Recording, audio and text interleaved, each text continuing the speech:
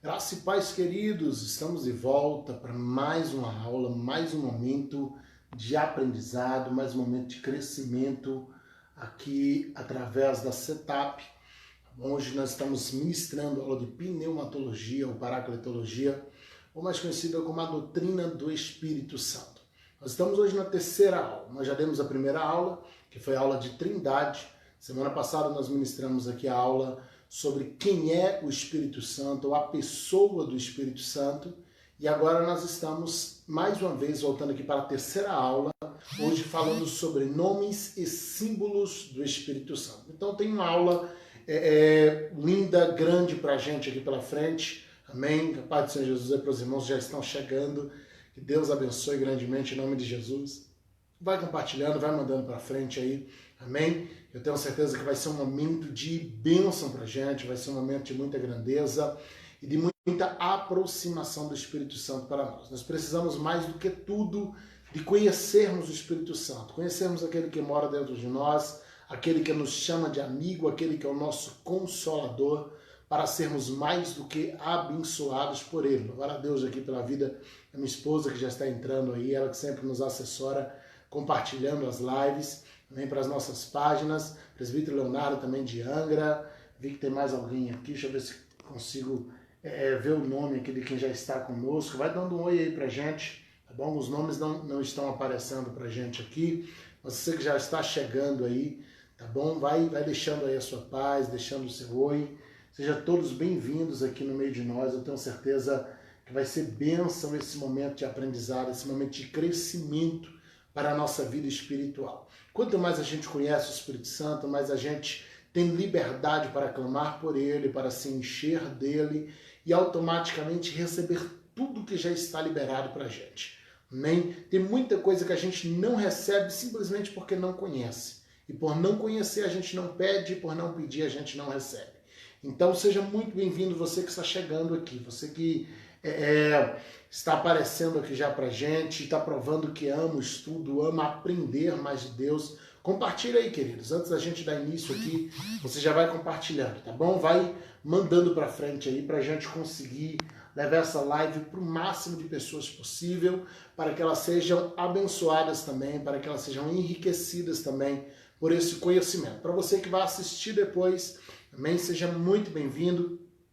E assista essa aula também, compartilhe, mesmo posteriormente, seja pelo Facebook, seja pelo YouTube. Vamos levar essa palavra para frente aí, abençoar muitas pessoas em nome de Jesus. Vamos entrar no nosso tema, vamos entrar no nosso assunto. Alguns irmãos já estão aqui conosco. A paz do Senhor Jesus a todos. Não dá mais para estar citando o nome de todos, mas sejam bem-vindos aqui com a gente. Hoje falando de nomes e símbolos do Espírito Santo. Tenho certeza que vamos aprender muito sobre o Espírito de Deus através dessa matéria de pneumatologia, que ministrada por mim, pastor Geisiel, amém? E oferecida aí pelo curso da Setup, Seminário Teológico Avivamento Pleno, que é de uma forma muito, de uma capacidade muito linda aí, dirigida pelo pastor George Costa, amém? Vamos falar dos símbolos, vamos falar dos nomes do Espírito Santo, amém? Os nomes e símbolos do Espírito Santo revelam o interesse que Deus tem em ser compreendido pelos seus filhos. Cada nome, cada símbolo que é dado ao Pai, ao Filho ou ao Espírito Santo na Bíblia, eles têm a finalidade não de fechar, de encerrar o assunto em si. Quando o Senhor se apresenta falando do Pai como Jeová Rafá, Jeová Roé e diversos outros nomes, ele não está encerrando o assunto de como é o seu nome. Há alguns dias eu vi alguém comprar uma briga dizendo que o nome do Senhor é o Senhor dos Exércitos e que esse é o seu único nome. A gente precisa ter em mente que esses nomes que nós encontramos na Bíblia a respeito de Deus, seja na pessoa do Pai, na pessoa do Filho ou na pessoa do Espírito, eles têm o intuito de revelar os atributos, revelar o caráter, revelar a natureza. E não de encerrar o assunto em que aquele é o nome do Senhor.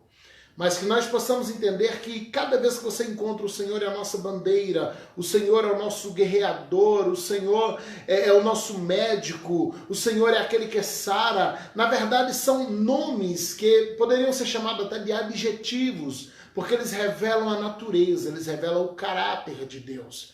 Eles revelam aquilo que o Senhor tem para apresentar para nós. E com o Espírito Santo não é diferente. Nós vamos estudar aqui hoje, talvez uns 15 a 20 nomes, eu nem me dei o trabalho de contar, do Espírito Santo, a forma como ele é apresentado na Bíblia, mas que todos esses nomes têm a finalidade de quê? De apresentar Deus ao homem de uma forma que Deus possa ser entendido. A Bíblia não é o livro dos mistérios, a Bíblia é o livro das revelações. Eu tenho batido nessa tecla aqui desde a primeira aula. E qual é o intuito de Deus ao provocar essas revelações para nós e em nós? O intuito de Deus é justamente que conheçamos o Senhor na sua essência, conheçamos o Senhor nas suas minúcias. E é por isso que ele se apresenta com muitos nomes, para que nós possamos entender exatamente qual é o trabalho de Deus, o trabalhar de Deus, os atributos de Deus. E assim você passa a conhecer não só a natureza, mas também a operação de Deus para a nossa vida, para a vida dos filhos, para a vida dos servos dele. Então a primeira coisa que a gente precisa entender é que Deus é Espírito. E quando falamos que Deus é Espírito, isso implica diretamente no fato de que Deus ele não precisa exatamente, eu não estou dizendo que ele não tem. Isso é uma discussão que você vai ter ainda lá na frente, no bacharelado, na matéria de teontologia, que você vai discutir muito sobre isso ainda, se Deus tem ou não uma forma, se Deus é exatamente igual a nós ou não. Isso é um assunto que a gente deixa um pouquinho mais para frente. Então eu não estou dizendo que Deus não tem uma forma, mas o fato de Deus ser Espírito, Jesus conversando com a mulher samaritana, ele diz, Deus é Espírito. Quando ele faz essa afirmação, essa afirmação implica diretamente no fato de que Deus não precisa necessariamente ter uma forma conhecida pelos homens. Uma vez que ele é Espírito, ele não carece de ter necessariamente uma forma que seja conhecida por a gente aqui na Terra. Talvez a forma real de Deus a gente só vai conhecer quando chegar no céu. Agora imagina se Deus se apresenta para a gente de uma forma totalmente diferenciada. Nós entraríamos em confusão. O maior exemplo disso é quando a gente vai estudar as visões de Ezequiel. Ezequiel vê um ser que anda dentro de um carro com rodas que giram para um lado, dentro de rodas que giram para outro. Isso dá uma confusão na mente da gente. Por quê? São coisas que fogem da nossa compreensão humana. Fogem daquilo que nós estamos acostumados a entender, que fomos apresentados desde a nossa meninice. E Deus não tem interesse de complicar a visão que nós temos a respeito dele. Pelo contrário, Deus quer que nós o compreendamos para que possamos desfrutar de tudo que ele tem a nos oferecer.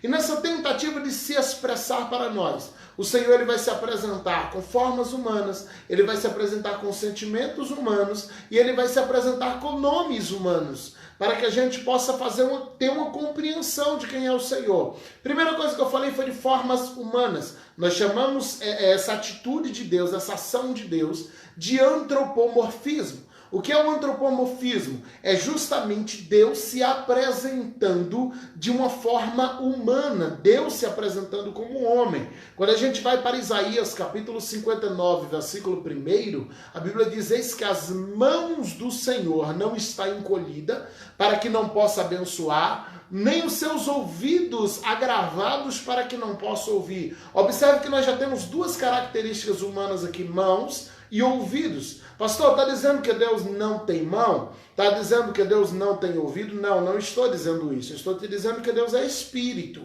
E sendo Espírito, ele não necessita necessariamente de ter uma forma humana. Então, quando Deus usa esse antropomorfismo de as minhas mãos, os meus ouvidos, os meus olhos, os meus pés, Deus pode estar falando de algo que é literal e não sabemos, e saberemos apenas quando chegarmos no céu, ou Deus pode estar usando da figura do antropomorfismo e apenas se apresentando para o homem de uma forma que o homem compreenda. Porque quando falamos de audição aqui na Terra, o que é que nós pensamos? É ouvido, a nossa referência de audição é ouvido. Quando falamos de bênção, de doar, de pegar, nossa referência é as mãos. Então Deus tem que se apresentar para a gente de uma forma que a gente possa compreendê-lo. E ele vai se apresentar assim, mas isso é uma discussão que você ainda vai ter um pouquinho mais para frente, ok? A gente tem, por exemplo, em Atos capítulo 13, versículo 20, o Senhor vai estar dizendo assim, olha, eu achei a Davi, que é um homem que é segundo o meu coração. Achei a Davi, um homem segundo o meu coração. E aí fica a dúvida, Deus tem um coração? Né? São perguntas que vão surgindo ao longo do curso teológico. Eu estava conversando com um amigo antes de ontem e ele falou assim, pastor, às vezes o senhor dá algumas explicações que ao invés de trazer respostas, o senhor nos traz novas perguntas. E eu brincava com ele, falei, o intuito do estudo sistemático é justamente te levar à loucura. É justamente te levar a fazer perguntas. Por quê? Quanto mais perguntas eu faço, quanto mais perguntas eu tenho, mais respostas eu vou buscar. E quanto mais respostas eu busco, mais eu conheço o Senhor. Mas ele se revela a mim, porque ele vai se apresentar justamente para quem o busca. Ok? A gente vai para Salmo 132, verso 7. O salmista fala assim, entraremos nos seus tabernáculos e prostrar-nos-emos ante aos escabelos dos seus pés. E fala dos pés de Deus. Deus pode ter um pé. A Bíblia fala que ele usa a terra como descanso para os seus pés. O que nós não sabemos é, isso é literal ou é um antropomorfismo? Saberemos essa resposta apenas quando chegarmos no céu. Qualquer coisa que eu te der como resposta direta aqui na terra não vai passar de especulação. E nós precisamos ter esse cuidado de separar o que é especulação daquilo que é literal dentro da teologia. Outra figura de linguagem que Deus faz muito uso na Bíblia é o que nós chamamos de antropopatia, ou antropopatismo, que é o estudo justamente desses sentimentos. Quando Deus, além de se apresentar com formas humanas, Deus se apresenta também com sentimentos que são diretamente humanos e não de Deus. Observe quando a Bíblia vai falar, por exemplo, em Provérbios, capítulo 6, versículos 16 ao 19, Provérbios 6, 16 ao 19, a Bíblia está falando assim, olha, tem 6 coisas que Deus odeia e tem uma que a sua alma abomina, e ele faz referência àqueles que semeiam contenda entre os irmãos. A pergunta que a gente se faz realmente Deus tem uma alma? Observe que o salmista falou de coração. Davi era um homem segundo o coração de Deus. A gente está falando de algo físico. Agora, Provérbios, Salomão, ele vai levar algo para a alma, e ele leva para algo mais profundo. Então, Deus realmente tem uma alma, como a gente, ser humano? Não sabemos disso. É muito provável que não. Então, o que o texto está revelando aqui? É o que nós chamamos de antropopatia. Ele está dando a Deus atributos sentimentais humanos. Ele está dando a Deus sentimentos e pensamentos que são humanos. E por que o escritor vai fazer isso? Ele faz isso para que o leitor possa compreender Deus a partir do que ele conhece de si mesmo. A partir do que eu conheço de mim mesmo, Deus vai se revelar assim para que eu o conheça, para que eu entenda a revelação que ele está apresentando para a minha vida. Gênesis 6, versículos 5 e 6, nós temos aqui mais uma revelação dos sentimentos, onde diz assim, viu o Senhor a maldade do homem que se multiplicara sobre a terra, e que toda a imaginação dos pensamentos do coração do homem era má continuamente. Então arrependeu-se o Senhor de haver feito o homem sobre a terra, e pesou-lhe em seu coração. Observa que, primeiro nós temos Deus observando a maldade do homem, depois nós temos uma aplicação sentimental, Deus se arrependeu, e depois nós temos uma aplicação física, Deus pesou-se em seu coração. Então nós temos aí um só versículo, antropopatismo e antropomorfismo. Você tem uma aplicação física e uma aplicação sentimental a Deus. Aplicações essas, sentimentos e atributos esses que não sabemos se Deus tem literalmente. Ou se foi uma forma de Deus apresentar ao homem usando sentimentos humanos, usando formas humanas, para que o homem pudesse compreender melhor o que se passava no coração de Deus naquele momento. Então observe que Deus não tem o intuito de complicar, queridos. Quem complica o evangelho é a igreja. Quem complica o evangelho é os próprios cristãos. que numa tentativa de explicar a Bíblia, eles acabam complicando, mas o Evangelho é muito simples. E o próprio Deus, sendo Deus, ele faz questão de facilitar a hermenêutica, facilitar a exegese, ele faz questão de facilitar a aplicação, para que a gente, ao ler a Bíblia, compreenda. Pessoal, se Deus se escreve aqui falando de atributos seus que são meramente divinos, unicamente divinos, melhor colocando, e que a gente não compreenderia, então ele coloca isso em atributos humanos. Para quê? Para que facilite a nossa compreensão. Olha o que diz aqui em Jeremias, capítulo 8, versículo 18. Olha esse texto. Jeremias, capítulo 8, versículo 18. Jeremias 8, 18. Você que não pegou a Bíblia ainda, a gente pega aí Bíblia, caneta e papel. Hoje tem muita coisa aqui para você anotar, tá bom? Não dá para a gente assistir um estudo como esse sem fazer anotações, não. Tem muita coisa que a gente precisa pegar, precisa anotar, precisa colocar tudo no cantinho. Então, Jeremias, capítulo 8, versículo 18, diz assim: Deus falando, se eu pudesse consolar-me na minha tristeza, o meu coração desfalece em mim. Deus está usando a boca de Jeremias para falar como ele estava se sentindo em relação a Israel. E ele fala, se eu pudesse consolar-me na minha tristeza, o meu coração desfalece dentro de mim. O versículo 17 dá base para dizer que é o Senhor quem está falando esse texto. Então observe que mais uma vez nós temos um atributo sentimental, Deus se apresentando triste, e nós temos um atributo físico, o coração, e o coração desfalecendo, ou seja, esmurecendo.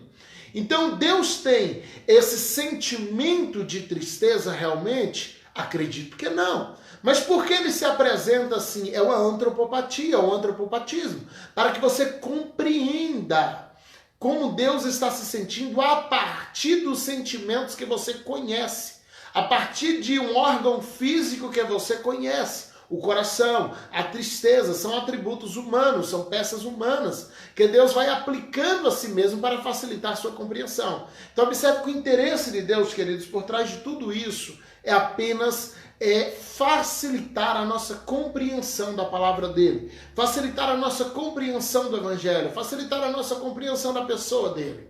O problema é que, e aqui agora a gente entra na lição de hoje, isso ficou muito fácil de ser entendido quando fala do Pai, isso ficou muito fácil de ser entendido quando a gente fala do Filho, mas quando a gente fala do Espírito Santo, começa a ter problemas. Porque às vezes que o Espírito Santo se apresentou de forma simbólica, ele se apresentou como um símbolo, as pessoas pegaram isso de forma literal. De modo que a gente consegue imaginar Deus numa forma humana, no antropomorfismo, a gente consegue imaginar Jesus numa forma humana, até porque ele veio na terra em carne. Isso nos fez entender que ele tinha um modelo humano, um modelo corpóreo humano, mas a gente não consegue imaginar o Espírito Santo de outra forma que não seja a pomba, ou um fogo, ou um azeite, ou um vento. A gente pegou os símbolos do Espírito e cravou nele. E por que a gente fez isso? Porque, como o Espírito nunca se revelou de uma forma humana, nunca usou do antropomorfismo, a gente ficou com dificuldade de compreendê-lo. E aí a gente tem sempre em mente que o Espírito Santo, ele é aquele símbolo pela qual ele se revelou em algum momento. Ora, Jesus lá no Monte Moriá era um cordeiro. João vai ver Jesus como um leão, mas a gente enxerga Jesus como um homem. Mas quando se trata do Espírito Santo, as pessoas ficam presas na pomba, ficam presas na língua de fogo. Elas não conseguem imaginar Jesus, o Espírito Santo em sua forma normal. E por que isso acontece? Porque nós temos dificuldade de compreender a pessoa do Espírito como tendo uma forma. E aí eu volto ao início. Uma vez que ele é Espírito, e Deus é Espírito, e Jesus é Espírito, necessariamente eles não precisam ter uma forma. Eles não precisam ter uma forma humana, e sim uma espiritual que conheceremos no céu. E uma vez que eles não precisam ter uma forma humana, eles vêm na terra, e eu falo eles aqui no sentido da Trindade, mas na verdade é ele, o Senhor, Deus apresentando-se nas três formas da Trindade, nas três pessoas da Trindade. Ele vem à terra e ele se apresenta da maneira como quer. Porque ele sendo espírito, ele pode se manifestar. A Bíblia vai falar isso, inclusive, a respeito do diabo. Minha mãe está colocando aqui que meu pai também está assistindo. Sejam bem-vindos, missionária Neuza, pastor Edivaldo. A Bíblia fala isso sobre o diabo. A Bíblia diz em Isaías que o diabo foi feito um terror, um espanto, um bicho desfórmico. Mas quando fala-se do diabo lá na frente, a Bíblia vai dizer que ele pode se manifestar como um anjo de luz. Então observe que, sendo espírito, ele tem condições de se manifestar. Sendo espírito, ele tem condições de adquirir formas temporárias. Isso se aplica aos anjos, isso se aplica ao próprio diabo, isso se aplica à Trindade Santa e, consequentemente, ao Espírito Santo. Então, por exemplo, tratando aqui de símbolos com os quais o Espírito Santo já foi apresentado. O primeiro símbolo que o Espírito Santo se apresenta na Bíblia é o próprio vento. E até hoje muitos confundem ele com o sopro de Deus. Não, o Espírito Santo é só um sopro. O Espírito Santo é só um vento. Isso por quê? Porque no hebraico, a palavra ruach, que é traduzida, que era usada para espírito, ela também é usada para vento, ela também é usada para ar, ela também é usada para sopro. Eu já expliquei isso aqui em lives anteriores. O hebraico ele é composto de apenas, o hebraico bíblico, o antigo é composto de apenas 40 ou 44 mil palavras. Nós temos em nosso português brasileiro cerca de 600 mil, se colocarmos os termos técnicos. E se nós, com o nosso vocábulo tão rico, nós repetimos tantas palavras para coisas diferentes porque faltam palavras, imagina um vocabulário com apenas 40 mil ou 44 mil. Então faltam palavras e por isso uma única palavra ela era usada para muitas coisas. Ela era usada para muitos objetos. Então pega-se no hebraico um estudo vultuoso de alguém que não se aprofunda, diz não, ruach era usado para ar, ruach era usado para sopro. Então, se espírito é uma tradução de ruach, o Espírito Santo é um sopro, o Espírito Santo é um vento. No grego, essa palavra é traduzida por pneuma, que tem o mesmo significado. Ora, é uma palavra usada para muitas coisas, mas o Espírito não é vento, o Espírito não é sopro, o Espírito não é um ar que fica por aí soprando nas coisas. Nós precisamos entender isso. Tanto que Jesus ele tem um cuidado já antes de sair da terra, de mudar essa palavra base. Ao invés de usar pneuma, que era a palavra grega, que era traduzida do ruach, ar, sopro, Jesus faz questão de chamá-lo de paracleto. E vai mais além quando ele chama de allos paracleto, ou seja, outro exatamente igual a mim, esse é o significado de allos, e paracleto que é advocatus, que é o defensor, que é o amigo, que é o companheiro, o consolador.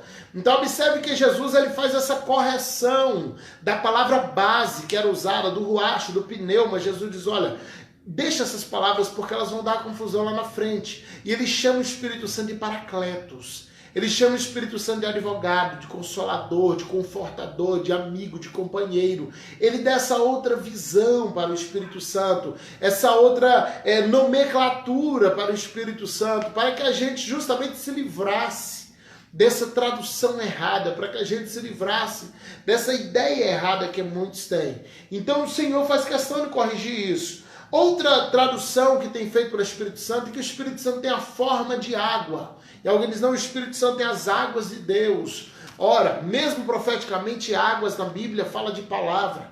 O Espírito Santo, simbolicamente, na profecia, ele é rios. Então o Espírito Santo é água. Em quem que eles usam base? João, capítulo 7, versículos 37 e 38. Pega a Bíblia aí, gente, acompanha.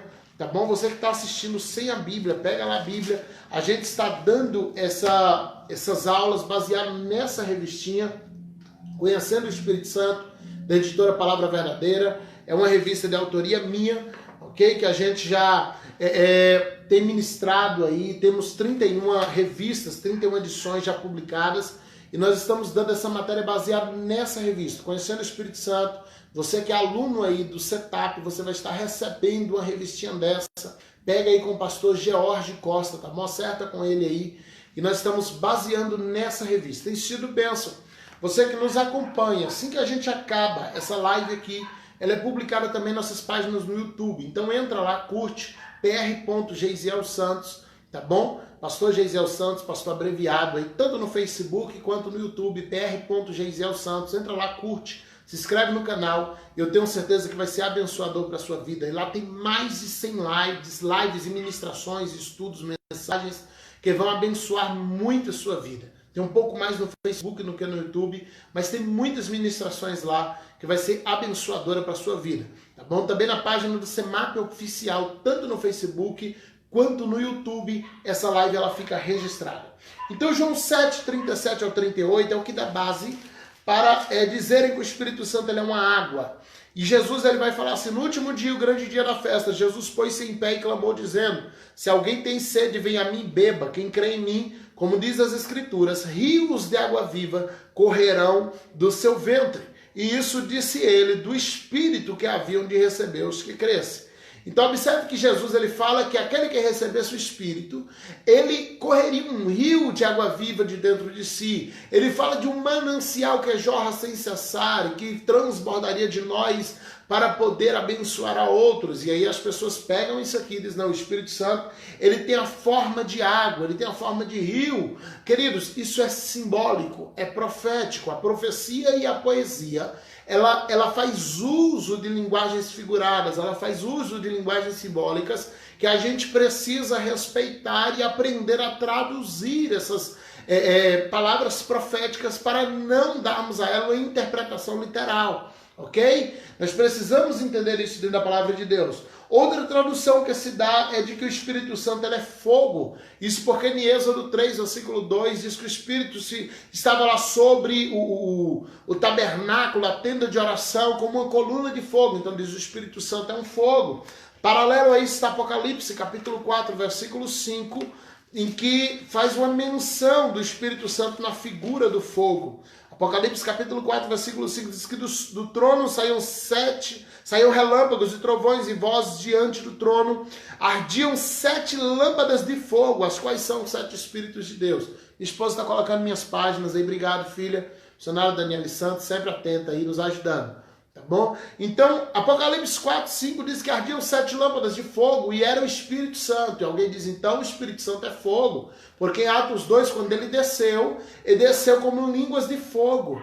E as pessoas pegam isso e interpretam literalmente. Diz, não, é o fogo. O Espírito Santo tem formato de fogo. Precisamos ter cuidado, são símbolos. O Espírito Santo, sendo Espírito, ele não precisa ter uma forma corpórea. E se ele é halos, Jesus chamou halos de halo, ele é exatamente igual a Jesus. Então, como você imaginar Jesus, você precisa imaginar o Espírito Santo. Outro símbolo usado também é em Êxodo 27, versículos 20 e 21, que é o símbolo do azeite, que fala do azeite que acendiam as lâmpadas. Então as pessoas interpretam dizendo o Espírito Santo, ele é azeite, ele tem a forma de um azeite. E aí a gente vai para a mais comum, a mais popular, que é a pomba, né? Que é o símbolo ali do batismo de Jesus. Em Mateus, Lucas, João 1,32 mostra o Espírito se manifestando de forma de pomba. As pessoas interpretam, então, essa é a mais popular. O Espírito Santo é uma pomba. Eles colocam isso. Eu pedi para uma criança desenhar a Trindade, ela desenha o Pai como um velho de barba branca, com um cetro na mão, talvez com a cara de sol, né? Jesus com aquela cara de Leonardo da Vinci, que desenhou ele, e a gente aprendeu a acostumar com aquela face de Jesus, e aí desenha o Espírito Santo, que é a pombinha do lado. Porque a gente pegou o símbolo e aplicou isso literalmente, e isso é um risco, isso é um perigo e é um erro, ok? E o último aqui, que é Efésios 1,13, que é a questão do selo, o Espírito Santo sendo apresentado também como um selo. Efésios 1,13. Ok? Vamos abrindo a Bíblia e acompanha com a Bíblia. Efésios 1,13, que diz assim, em quem também vós estáis, depois que ouvistes a palavra da verdade, o evangelho da vossa salvação, tendo nele também crido, fostes selados com o Espírito Santo da promessa.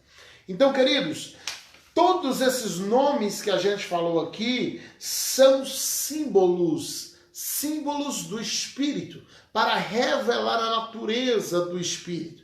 A função do símbolo é revelar natureza. Quando fala de pomba, fala de algo manso, de alguém calmo, de alguém simples. Quando a gente fala do vento, fala de alguém que se move sem empecilhos, de alguém que não pode ser parado.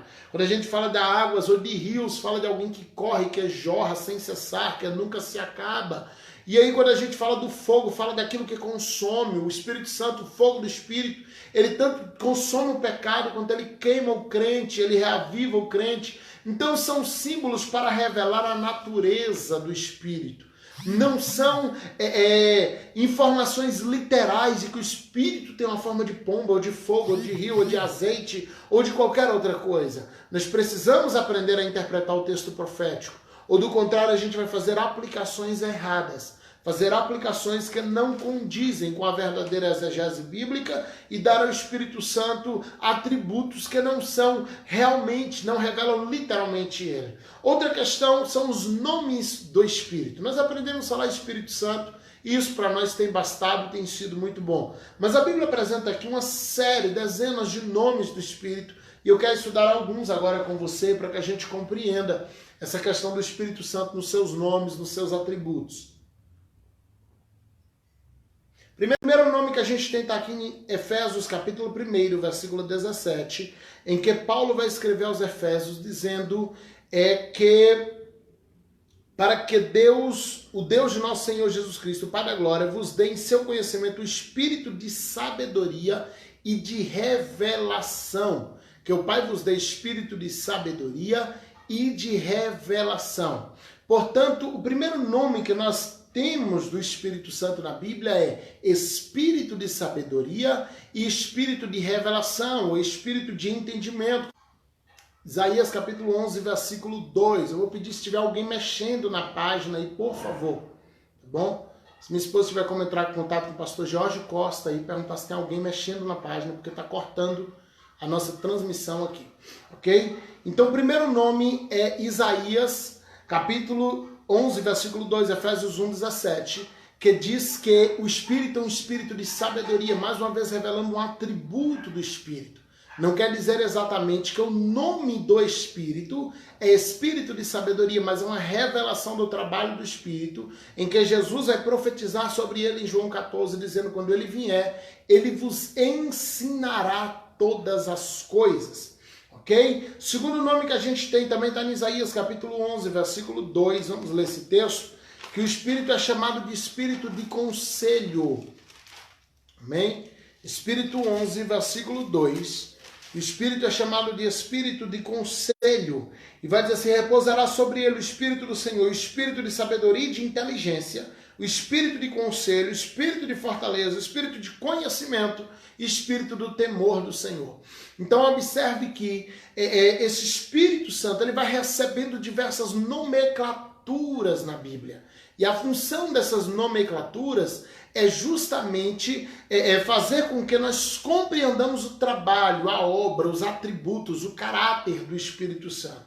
Não quer dizer exatamente que esse é o nome dele. A função dessa aula de hoje é justamente esclarecer quanto a isso, para que você compreenda quais são os atributos do Espírito, quais são as revelações do Espírito, e não ficar preso a isso para alguém não chegar para você e tentar pôr em sua cabeça que esse é o nome do Espírito Santo literal, que ele só deve ser chamado assim ou assado, porque em um versículo isolado está chamando, está nomeando ele dessa forma. Segundo Timóteo, capítulo 1, versículo 7, ele vai ser chamado de espírito de fortaleza, porque Deus não nos deu espírito de temor, mas um espírito de fortaleza, de amor e de moderação. Então, mais uma vez, 3 nomenclaturas. O espírito de fortaleza, espírito de temor e espírito de moderação. Espírito de amor e de moderação. Então, são 3 nomenclaturas que nós temos do Espírito Santo em mais um versículo. São nomes que vão revelando a natureza, vão revelando o caráter, vão revelando a obra do Espírito Santo, ok? Isaías capítulo 28, versículo 6. Isaías 28, versículo 6. Vamos ficar indo e vindo, assim você vai acostumando aí com a Bíblia. A referência de Timóteo, que é 2 Timóteo capítulo 1, versículo 7. 2 Timóteo 1, 7. Isaías 28, versículo 6. Diz assim, e será espírito de juízo para o que se assenta a julgar e por fortaleza para os que fazem recuar a peleja até a porta. Então, espírito de juízo, espírito de fortaleza. Olha as nomenclaturas que a Bíblia vai dando para o Espírito Santo. Romanos 8, versículo 9, tem a que eu mais gosto. Particularmente gosto dessa nomeação que foi dada ao Espírito.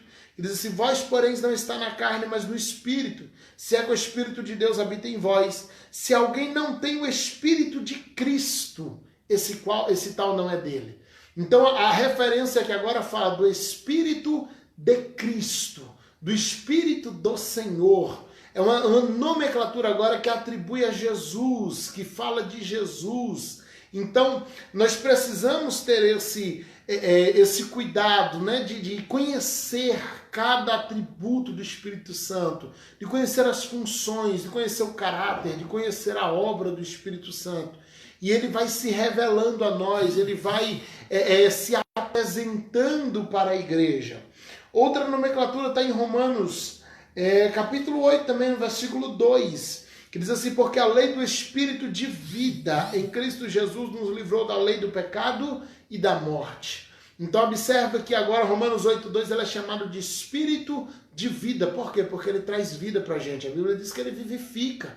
Nós estudamos isso aqui semana passada. O Espírito Santo ele nos vivifica, ele nos restaura, ele nos concede aquilo que nós temos de Deus. Ok? Zacarias capítulo 12, versículo 10. Zacarias capítulo 12. Para quem tem dificuldade de achar, Zacarias está antes de Malaquias, que está antes de Mateus. Então você vem de trás para frente, Mateus, Malaquias, Zacarias. Zacarias 12, 10.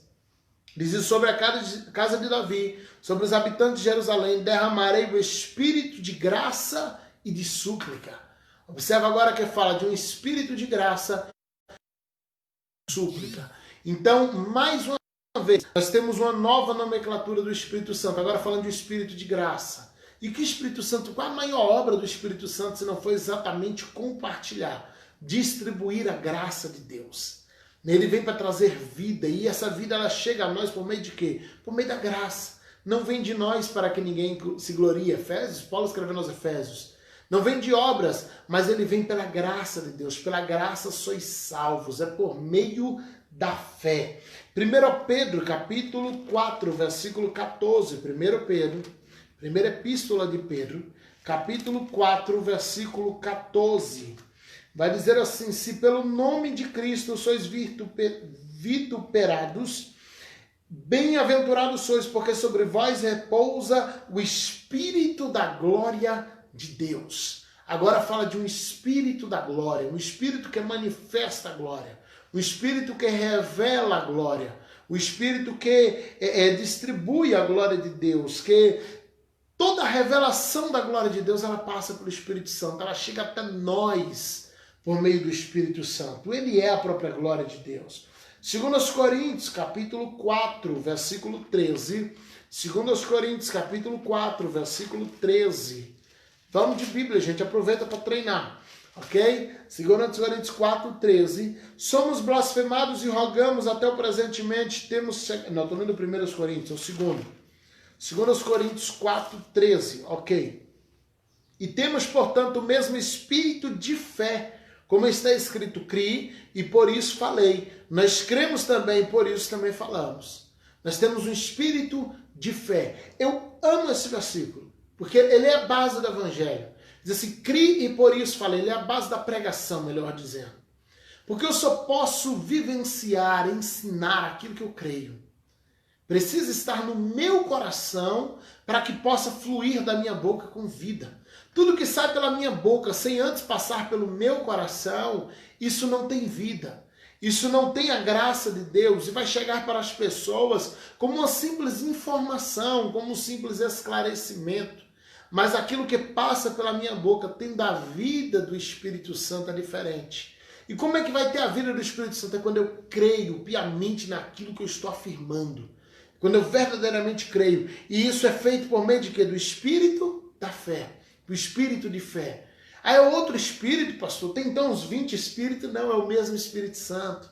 Essas nomenclaturas são apenas para revelar a natureza, o caráter e o trabalho do Espírito de Deus. 2 Timóteo, capítulo 1, versículo 7. 2 Timóteo 1, 7. Vamos lá com a gente, 2 Timóteo, capítulo 1, versículo 7. Hoje a Bíblia acho que nunca folheou tanto como hoje. A gente está indo com muitos textos, porque Deus não nos deu o espírito de temor, mas o espírito de fortaleza, de amor e moderação. Eu havia citado já esse texto lá no início, quando eu falei da fortaleza, e já incluí isso aqui, que é o espírito de amor e o espírito de moderação, mas duas nomenclaturas que é dada ao Espírito de Deus. Apocalipse, capítulo 19, versículo 10, e eu prometo que essa vai ser a penúltima que eu mando você abrir. Apocalipse 19, versículo 10, ok? Apocalipse 19, versículo 10. Disse: eu me lancei aos seus pés para o adorar, mas ele disse-me: olha, não fazes tal, sou conservo teu e de teus irmãos que têm o testemunho de Jesus. Adora a Deus, porque o testemunho de Jesus é o espírito de profecia. Então observe agora que nós temos uma nova nomeação, o espírito de profecia.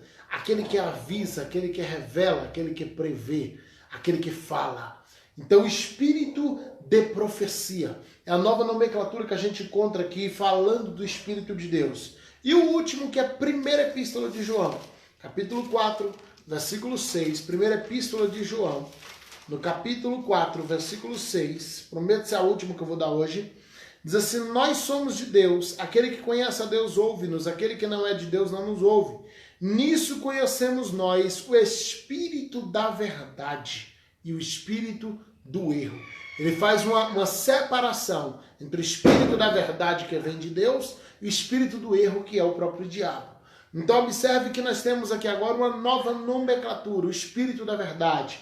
Passamos aqui por quê? Vamos retomar aqui: espírito do conselho, espírito de fortaleza, de amor e de moderação, espírito de juízo, espírito de conhecimento, espírito de Cristo, de vida, de graça, de glória, de fé, de amor. Nós estamos tendo muitos cortes aqui. Na internet não, estamos sofrendo algumas interferências aqui. Vamos ajustar isso para a próxima aula. Então, são muitas nomenclaturas dadas ao Espírito e todas elas têm uma única função: revelar o Senhor, revelar o caráter de Deus, revelar o trabalho do Espírito Santo, revelar a obra do Espírito Santo.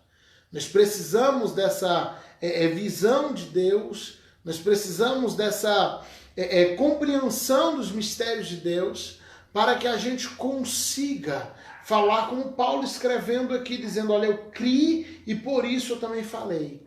Eu estou falando de algo porque eu acredito nisso. Mas para isso eu preciso entender, queridos. Você nunca vai conseguir crer 100% em algo que você não entende. Se você não conseguir compreender o Espírito, não ser esclarecido quanto ao Espírito, você sempre vai estar cheio de dúvidas, e o resultado disso é que qualquer vento, qualquer falácia, qualquer doutrina nova vai te arrastar. Se você não estiver estruturado em seu coração, não conseguir acreditar plenamente, e essa fé ela tem que vir da compreensão do Espírito, você vai ser arrastado por qualquer coisa. Você vai ser arrastado por qualquer doutrina, vai ser arrastado por qualquer vento, vai ser arrastado por qualquer ensinamento. Então nós precisamos, primeiro, ser esclarecido de Deus. Parabéns a você que está estudando, parabéns a você que reserva uma hora do seu dia para ouvir uma live como essa, para aprender, para estudar, que anota, que pesquisa, porque você está justamente buscando algo que vai te enriquecer espiritualmente.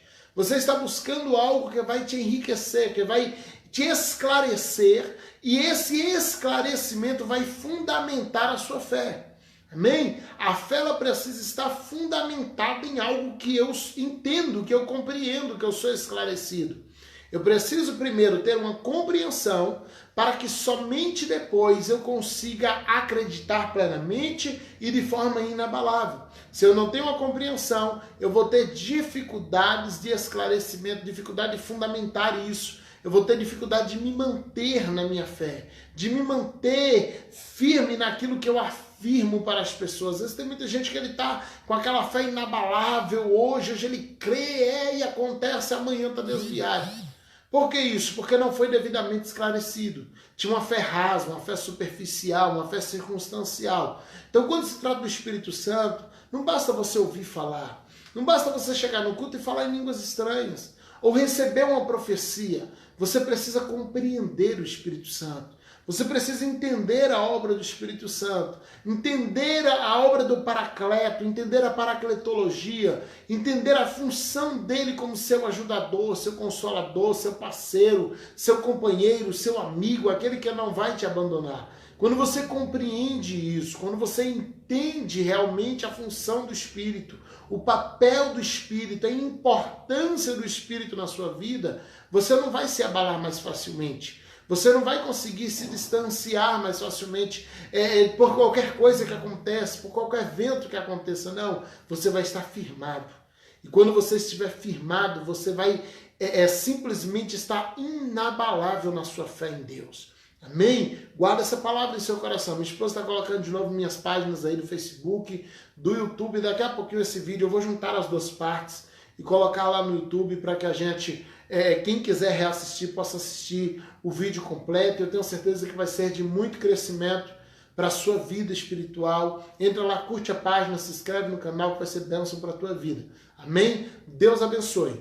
Quinta-feira nós estaremos aqui de volta falando do batismo no Espírito Santo. Nós vamos fechar essa live não com um estudo técnico, mas a última aula vai ser um estudo aplicativo de mergulho, de imersão no Espírito Santo. Então, quinta-feira vai ser um dia de muitas revelações aqui para nós. Quinta-feira, 4 horas da tarde. Último estudo de pneumatologia aqui pela CETAP, Seminário Teológico de Avivamento Pleno. Nosso pastor Jorge Costa nos confiou essa oportunidade. Que Deus abençoe você que ficou conosco até agora. Entra aí nas nossas páginas, curte, tá bom? Comenta, compartilhe. Que Deus te abençoe. Fica com a gente, em nome de Jesus.